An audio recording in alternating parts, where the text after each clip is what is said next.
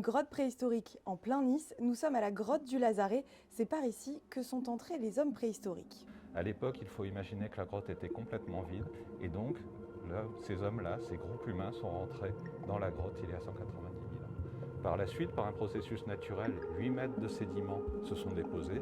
Les hommes sont venus ponctuellement habiter dans la grotte et le dernier homme préhistorique est sorti de la grotte alors qu'il pouvait toucher la paroi. Cette grotte, elle va nous en apprendre beaucoup sur les habitudes de vie des hommes préhistoriques grâce à la découverte de nombreux outils. On a principalement trouvé des ossements de cerf qui étaient la proie de prédilection des néandertaliens qui occupaient la grotte du Lazaret. On trouve également du bouquetin qui constitue une forme très primitive des bouquetins actuels que l'on trouve au sommet des Alpes. On trouve également quelques carnivores, et notamment de la panthère, et la panthère était récupérée pour la fourrure. Et on trouve surtout beaucoup d'outils, surtout des bifaces.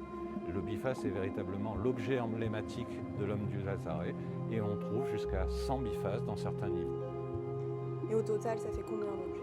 Au total, on a 400 000 restes de faune et 150 000 restes d'outils. C'est énorme, enfin, on peut se dire qu'elle a été pas qu'un tout petit peu habitée. La grotte a été habitée de façon ponctuelle pendant des occupations qui duraient quelques semaines, quelques mois, pendant plus de 80 000 ans. Et sur les niveaux qui ont été fouillés, sur 3,50 m d'épaisseur, on a collecté cette somme extrêmement considérable d'outils et de restes de faune. Elle est quand même vaste, cette grotte.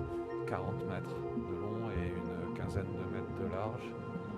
Pour l'instant, nous avons fouillé déjà 40 000 ans d'histoire de l'humanité et il nous reste à explorer 30 à 40 000 ans pour atteindre les niveaux de la plage, puisqu'au commencement de l'histoire de la grotte, on a la mer qui vient battre pendant une période tempérée dans la grotte et nous avons dégalé.